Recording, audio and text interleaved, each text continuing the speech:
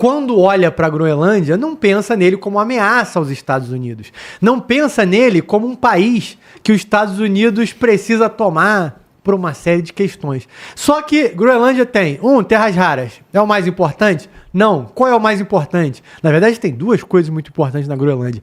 As rotas, a gente inclusive mostrou um mapa aqui, falha minha não ter trazido aqui o mapa novamente, que mostra toda a área de rotas e como aquilo ali facilita o tráfego de embarcações americanas ao redor do mundo, às vezes reduzindo aí uma logística pela metade. E o segundo ponto, que é a ameaça ao Ártico. O Trump fez um comunicado, o Trump falou sobre isso, o Marco Rubio falou sobre isso, e a Caroline, me fugiu sobre o nome agora, aquela correspondente não, né? Porta-voz, obrigado, Júlio. A porta-voz oficial da Casa Branca falou sobre isso. Então, o que esses três personagens falaram? Não está descartado forças militares na Groenlândia. O Trump, primeiramente, ao ser indagado sobre isso no domingo, ele primeiro disse, né, não dá para descartar. Só que ontem, a Caroline disse que sim. Se precisar, a vontade será feita. O Marco Rubio disse também, na sequência, que não dá para contar com a defesa da Dinamarca, porque há inúmeros navios russos e chineses ao entorno. E o Ártico pode ser um problema. Num cenário onde a gente está tendo guerras cada vez maiores, e o Trump, inclusive, é um dos responsáveis por isso, você precisa ter esse território, segundo eles. E aí, estamos aqui passando a notícia. Sabemos que eles podem fazer essa investida, podem trabalhar ali os seus navios ao entorno da Rússia e da China, o que eu diria até, se isso aí não é uma terceira guerra a ponto de você ter navios contra outros navios para tomada de território, não sei mais o que seria. Porque são as grandes potências no mundo, Estados Unidos, Rússia e China, nessa briga. Diferente do que aconteceu da outra vez, para poder passar a palavra aqui, a Groenlândia não parecia estar muito preocupada com essa questão, né? As pessoas lá e a própria mídia local repercutiu que o pessoal do Trump foi lá, eles conversaram, ou seja, no sentido de que poderia ter um acordo. A Groenlândia pertence, bem entre aspas, à Dinamarca, porque é o seu próprio povo, é uma coisa, é um país que foi... né, que é governado ali por outro país, que é a Dinamarca. E estava tudo bem.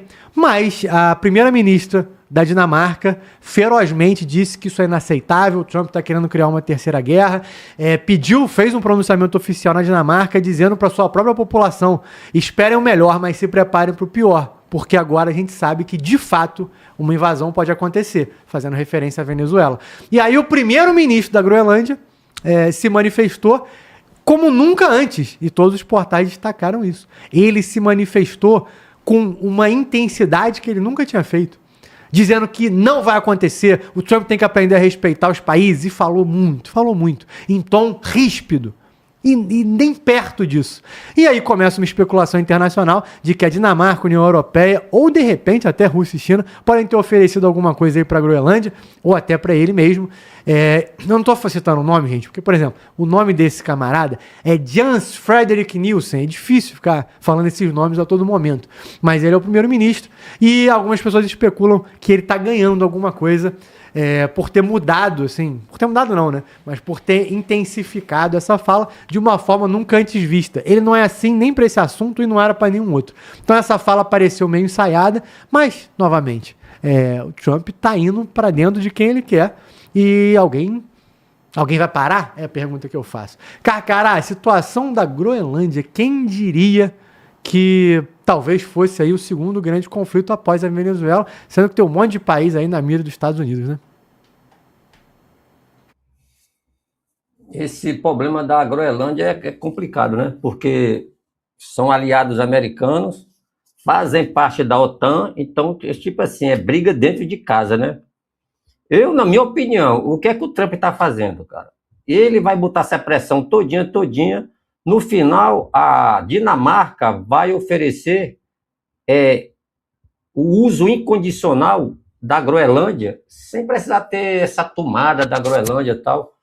Na Segunda Guerra Mundial, a Groenlândia foi usada como base também, né? Porque ele é passagem, né? Quando está na época do menos frio, né? Ali os navios passam ali levando petróleo de um lugar para o outro e é um local que o americano antecipa um ataque nuclear de submarinos também, né? Então ele está vendo essa parte estratégica. Não é certo o Trump chegar na Groenlândia, na marra lá e tomar aquela porra lá. Eu não sei o jogo que ele tá onde ele está querendo jogar com esse tipo de poker, né? Que ele joga poker, meu irmão. Ele esconde ali a carta. Mas eu acho que no final é o seguinte: ele vai botar pressão pra caramba e no final a Dinamarca, meu irmão, o que é que tu quer? Pô, eu preciso desse local para montar base, pô. E ele não consegue montar outra base porque a Dinamarca não deixa, porque ele falou que só é uma base. Ele já tem uma base lá e ele quer mais, ele quer fazer uma super base rodeando a ilha lá, para cercar a parte naval, aérea, colocar o super sistema de rastreamento satelital e de mísseis, né? E a Dinamarca tem esse trauma lá com eles de não deixar. Ele vai botar essa pressão aí. Eu não vejo motivo para estar em guerra com a Dinamarca, eu não consigo ver isso aí. Não tem. Lá não é comunismo, não é narcotráfico, é problema de defesa. Mas em todo canto pô. Todo canto tem problema de defesa. Onde você olhar, vai ter um local que você queria ter uma tropa lá, e só que você não tem condições. Para o americano, realmente é um local a gente chama de alerta antecipado, porra, sem comparação. O que é equivalente a nosso aqui, Fernando de Noronha, Ilha da Trindade, o que é desarmado, né? Então, camarada, eu acho que ele vai fazer essa pressão aí, vai fazer, e no final vai ter um acordo onde ele vai aumentar a presença militar lá na ilha da Groenlândia, né? Eu acho que é isso que vai acontecer no final, tá bom? Muito bom, Carcará. Júlio Roque, desculpa, eu não lembro se é o Júlio ou se é o comandante Vilas Boas agora. Mano, Walter, me recorda aí. Bom, vamos passar pro comandante. Comandante Vilas Boas. Fala, Eric, tem problema não, cara. Aqui é o comando desafio que a gente se cobre. Quando um tá tirando, o outro tá trocando munição e assim a gente vai, progride. Brincadeiras à parte, vamos lá. A Groenlândia é um assunto importante, né? Porque ele, mais uma vez, ele coloca em pauta, né? Para todo mundo enxergar qual é o estilo Trump de negociação. Então a gente falou no caso Venezuela, no caso Brasil, né? Da teoria aí que a gente pode falar da vaca, bota um boi no meio da sala, depois ele tira o boi, bota uma cabra e aí assim todo mundo fica feliz. Ou a teoria do sapato apertado, como queiram. Então esse estilo Trump está sendo manjado, as pessoas estão tomando consciência dele. O que muita gente do mundo ainda não acreditou é que ele realmente, a capacidade dele de realmente ir até o final e comprovar que aquele jogo do pôquer dele, como o Carcará colocou, que aquele não era um blefe. Então, isso começa a chamar a atenção do mundo inteiro. A questão Groenlândia, ele colocou já em pauta, né, desde os primeiros dias, né? Então, não existe nenhuma novidade. O que é novidade agora, ele voltar à carga desse assunto momentos após a ação conduzida na Venezuela, que agora toma outra dimensão, porque as pessoas agora, os líderes mundiais, começam a botar as suas barbas de molho. A questão da Groenlândia, a gente pode olhar primeiro de uma questão, como ele mesmo fala, né, não sou eu que estou dizendo, ele fala de segurança, ele fala nacional, mas poderia ser do ponto de vista dele mundial. Aquela região ali, infelizmente a gente não está com o mapa agora, mas quem puder depois, olha, porque quando a gente fala de geopolítica, a gente não pode discutir isso fora dos mapas, porque senão a gente perde a capacidade de enxergar as coisas no globo, e por só a geopolítica e a política aplicada nos aspectos geográficos, mas aquela região é uma região ultramente importante para o mundo desde a Segunda Guerra Mundial, porque é uma região estratégica ali, chamada de Gap GIUK. O G é de Groenlândia, o I é de Islândia e o K é do Reino Unido. Então ela formava uma linha ali que basicamente ela fechava o acesso ao Mar Báltico, ao Mar do Ártico, e foi muito importante para as ações desenvolvidas na Segunda Guerra Mundial, porque foi o ponto de lança onde as forças aliadas conseguiam barrar as ações dos U-boats alemães. Então eles faziam, a partir do momento que eles dominaram aquilo ali, eles faziam reconhecimento, monitoramento, vigilância por meio de aviões especializados, lançavam hidrofones, e é ali que eles começaram a acabar com os ataques das armadilhas dos U-boats alemães. Então essa região é estrategicamente muito importante. Então a participação, os Estados Unidos estão com pés naquelas terras ali da Groenlândia há muito tempo. Então, aquilo já foi parte de uma ocupação norte-americana e que permanece até hoje, entendeu? Então, os Estados Unidos têm uma base militar, uma principal hoje, né? A militar, elas têm espaciais também, mas a militar é chamada base de Pittsburgh e tem emprego importante até hoje. A importância maior no mundo de hoje, que o Trump alega como segurança mundial, é justamente por conta das linhas de comunicações marítimas do Ártico. As rotas de comunicação do Ártico, né, que passam pelo Ártico, aquelas rotas vêm sendo sofrendo degelo, e tanto Rússia, China, Canadá, Estados Unidos, ou seja, o mundo que manda nesse mundo, está de olho naquelas rotas de comunicação. Por quê? Vamos simular se a gente tivesse com o mapa. Se você puder sair do Japão com um navio e cruzar, subindo para a Rússia, cruzar o Ártico inteiro, você chega na Europa em muito menos dias do que você cruzar praticamente metade do mundo e chegando às rotas até a Europa, passando pelo Mar do Sul, o Pacífico Sul, entrando no Índico, entra no Canal de Suez até chegar no Mediterrâneo. Então, esse encurtamento para a logística mundial, ele representa uma economia de custos muito grande. Então, essa é a razão principal de controle desse estreito, né, desse canal, digamos assim, desse gap, para o controle norte-americano monitorar o envolvimento russo e chinês naquela região. Qual é o grande envolvimento russo? Primeiro que aquilo ali é território da casa dele. Eles são o país que tem a maior frota de quebra-gelos nucleares do mundo. O outro país que mais se aproxima é os Estados Unidos. Mas enquanto a Rússia tem 11 quebra-gelos, os Estados Unidos tem 2, sendo que da frota russa a grande maioria são nucleares. Então a Rússia já olha para esse problema geopolítico mundial há muito tempo. E o mundo agora que parece descobrir isso, porque aparece o Trump falando de Groenlândia, uma região que o mundo já deveria estar de olho ali há muito tempo. Na verdade, o mundo está de olho, o Brasil aqui não olha, né? Deveria também estar enfurnado lá dentro, pelo menos discutindo os aspectos da ocupação do Ártico, que também deveriam estar fazendo. Então, essa é a importância maior geoestratégica mundial do qual o Trump está se mencionando.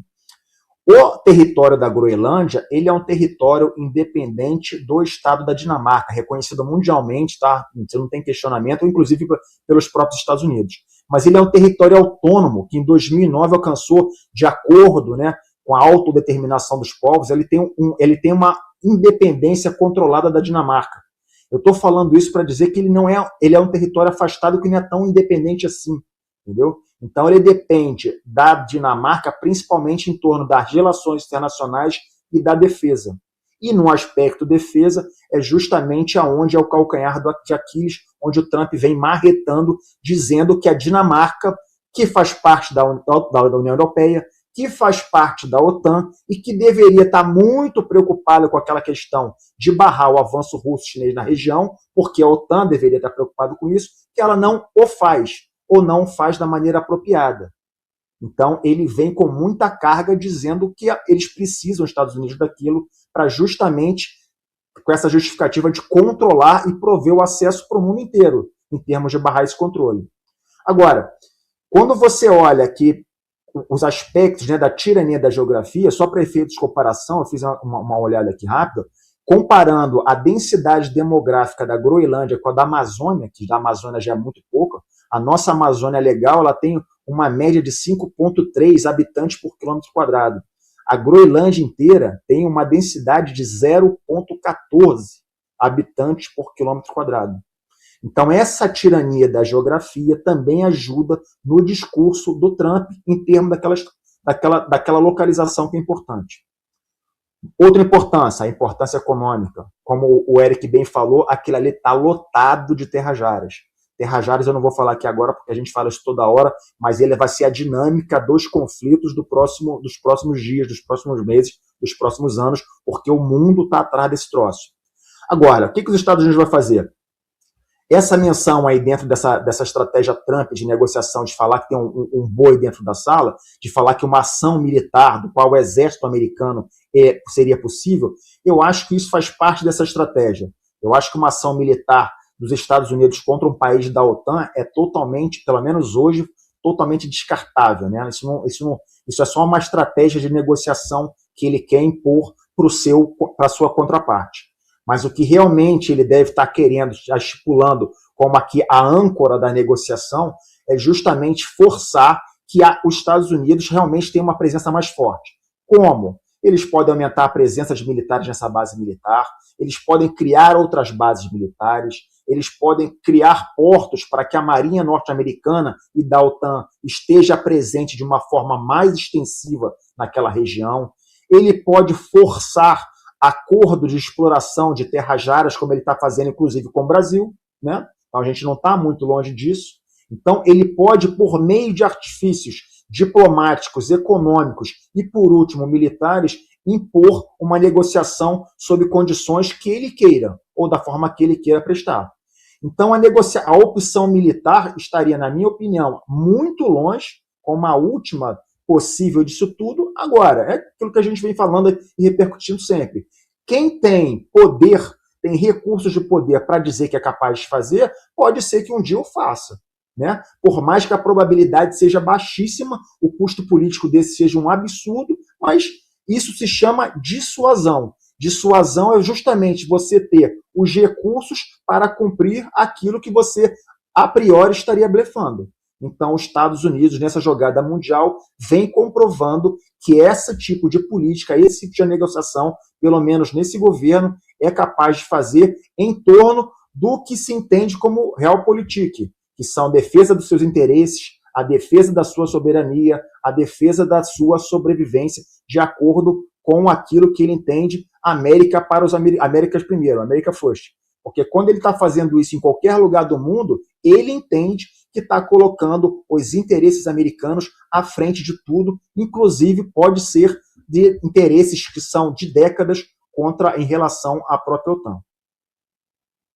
Muito bom, comandante. Júlio Roque, essa situação da Groenlândia chamou a atenção também porque a União Europeia se manifestou dizendo que os Estados Unidos não têm esse direito e que a OTAN vai acabar se isso acontecer.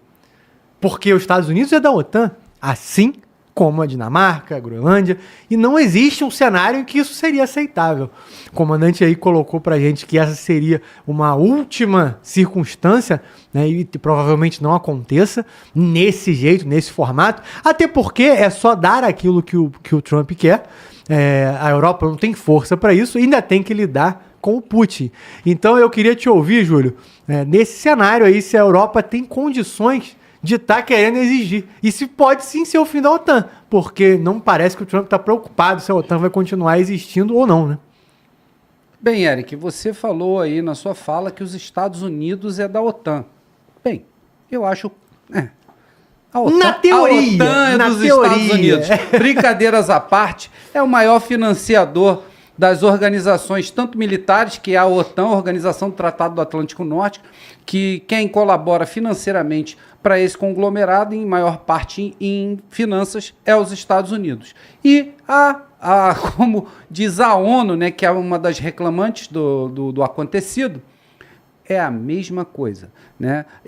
Existem países com poder de veto, como China, Rússia, isso todos nós sabemos, mas o que é mais interessante de falar, o maior colaborador continua sendo os Estados Unidos. Então, se ver por uma ótica, né, como que eu vou falar, de porcentagem de responsabilidade dentro dessas organizações, é os Estados Unidos que é o primeiro do ranking. Então, ele teria uma voz mais ativa e é por isso mesmo que Donald Trump está tomando essas atitudes e não está preocupado, muito menos com a OTAN. Você imagina com a União Europeia, que parece estar com seus dias contados. Itália, Polônia, Hungria já não estão reclamando que é cada um por si, porque a União Europeia é uma grande farsa. Isso não sou eu que estou falando, é o presidente da Hungria, né, que foi a público falar isso, que é tudo uma grande enganação, que está cada um por si nesse jogo. Então, o que vem a reclamar da União Europeia sobre o acontecido, ou possível acontecido, porque não aconteceu ainda, né, essa anexação da Groenlândia, o que parece que não está agradando o lado europeu. Por si só, né, ele continua agindo, continua falando que pode ser por meio de acordos, compra ou até mesmo, né, atitudes militares, operações militares. Até isso foi levantado na pauta do Donald Trump em relação à Groenlândia. Mano, Valdo, você conseguiu colocar conseguiu pegar a foto? Para vocês terem uma ideia, vai ser bem, visualmente falando, para exemplificar o que eu estou falando. Lembrem-se que foi falado, comentado e refletido aqui no canal sobre a divisão do mundo das 3 potências que hoje tomam conta desse tabuleiro geopolítico, que é China, Estados Unidos e Rússia. Então, quando você olha para a posição da Groenlândia, você vê que ela está ao norte do Canadá, quando você tem essa visão sobre um desenho que mostra a Terra plana. Calma, senhores, Terra plana, todo mapa é plano, né? Quando você bota um globo, aí sim você consegue ver de outras dimensões. Mas quando você estuda um mapa, ele é plano, e você vai ver nitidamente que a Groenlândia faz parte desse conglomerado das Américas, nessa extensão setentrional. Exatamente isso. Então, quando você vê essa dimensão, ele está dividindo o planeta em linhas retas, simples assim, né? Aí o Mano Walter conseguiu, esse é o nosso globo, né? Numa maneira bem didática de se ver, nós estamos vendo ali em vermelho a Groenlândia. Então, se ele passar uma linha no globo, literalmente um meridiano, cortar um meridiano com uma faca, metade do globo é dele. E é esse, parece que é o planejamento. E a outra metade vai ser dividida por Rússia e China, onde China pega, né, o lado direito daquele pedaço e a Rússia pega o lado central, que é a Europa. E fica aí um ponto de interrogação na África, que nós sabemos que a influência ocidental foi praticamente enxotada de lá, né? Fizeram muita besteira com o colonialismo, os países reclamam até hoje disso tudo, desse colonialismo feroz.